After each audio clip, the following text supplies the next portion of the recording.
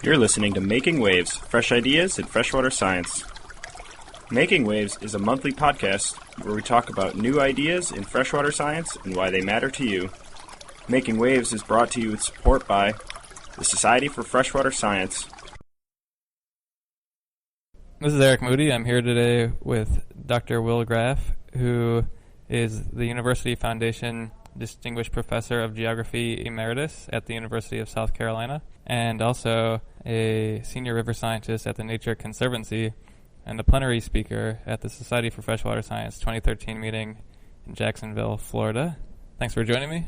Thanks very much, Eric. Your research has focused on more geomorphology than biology, but you're interested in linking the two.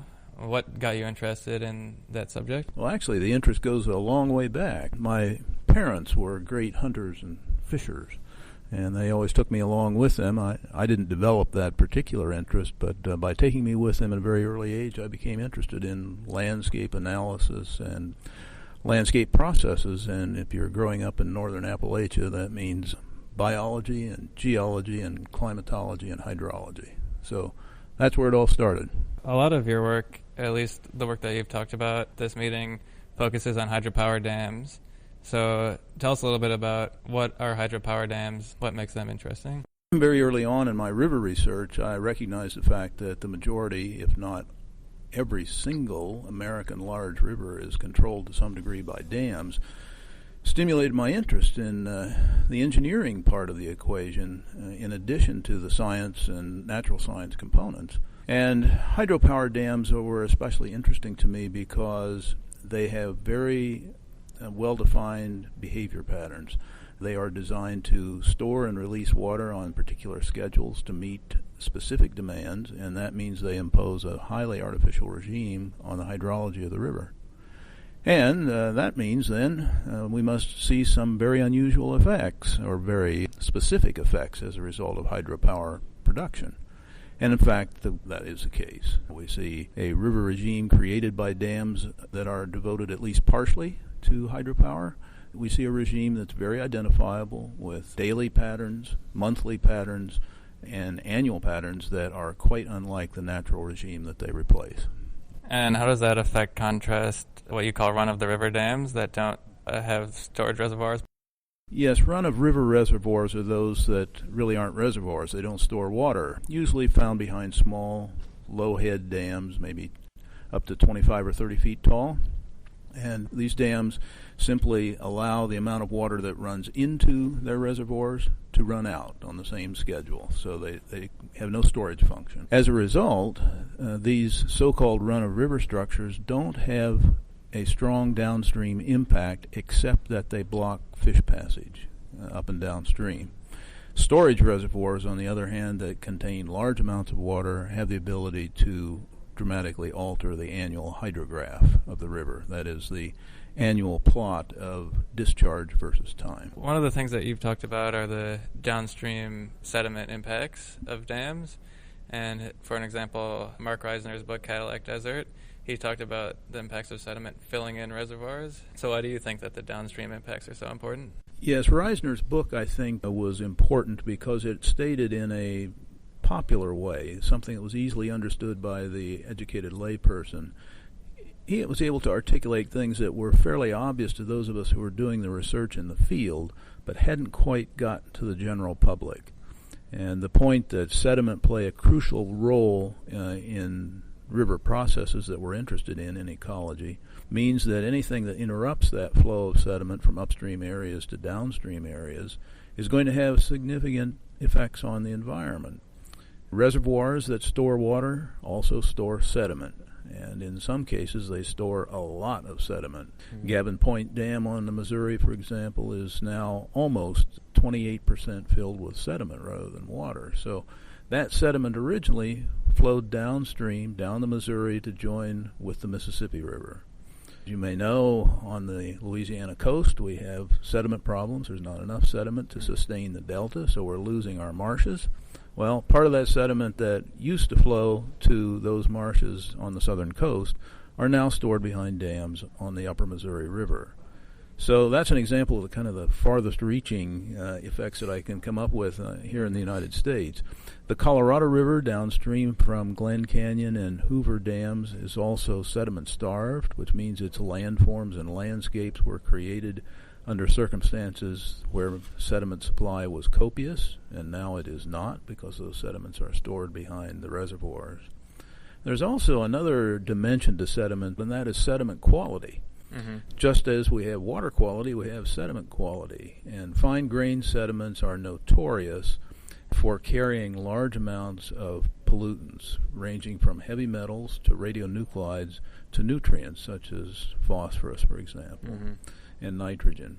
So what happens to the sediment is the same thing that happens to the materials that piggyback on top of those sediments. In New England, for example, sediment behind small mill dams is often impregnated with heavy metals left over from the manufacturing era. So that now, if we decide we would like to remove some of these dams to improve, say, river quality generally or landscape integrity, this is something that's pretty difficult to do because those sediments will be remobilized and then they'll move downstream with their attending contaminants. The example that I know best is the Blackstone River, which heads in Massachusetts. It flows past Worcester, Massachusetts, which was once the wire capital of the world, of all things, and then flows down to the Atlantic through Rhode Island.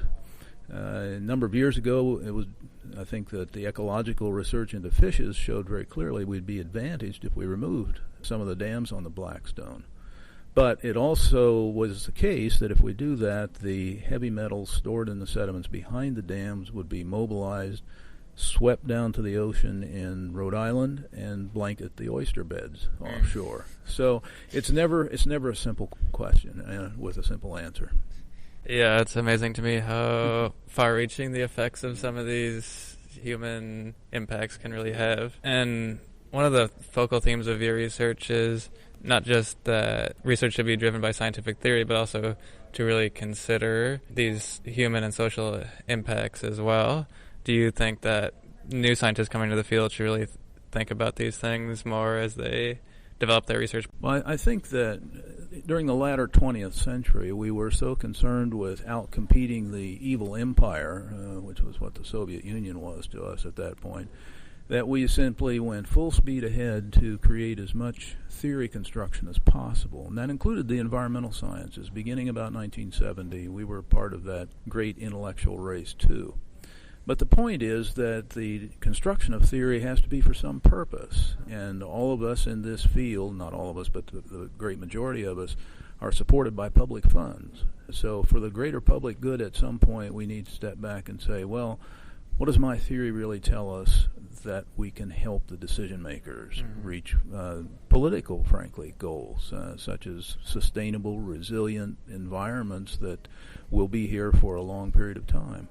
So I think that I'm noticing among my graduate students a not-so-gradual shift to an interest in developing theory, using large data sets, and solving practical real-world problems as well as building new theory. To conclude, around the world there's still a lot of undeveloped potential for hydropower, particularly in Africa and Southeast Asia, some of these developing areas.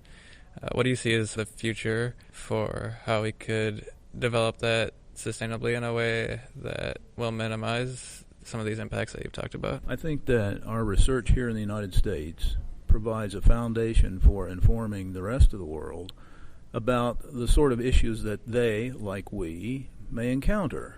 And maybe we can learn some lessons from the American experience that are positive, but that also can help avoid some of the problems and mistakes that we made.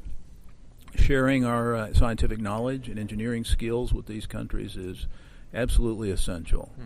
And it is also essential that the developing interest between nature and society, finding ways to make that intersection work effectively, is going to be absolutely essential, because the areas of the world that are yet to be developed for their hydropower potential are generally poorer regions of the world than we are.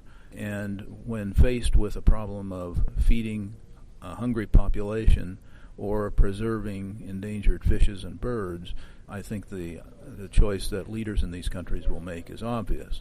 Mm-hmm. We need to provide assistance so that we can find, quote, the right answer to satisfy all of these needs. I think that rivers are an important part of American history and culture, and it is going to be very expensive for us to restore these environmental systems and ecosystems associated with them. If these rivers, in fact, are so culturally important to us, I would argue that it's well worth the cost. All right, well, thanks a lot. Thank you, Eric. You've been listening to Making Waves, made possible with support from the Society for Freshwater Science.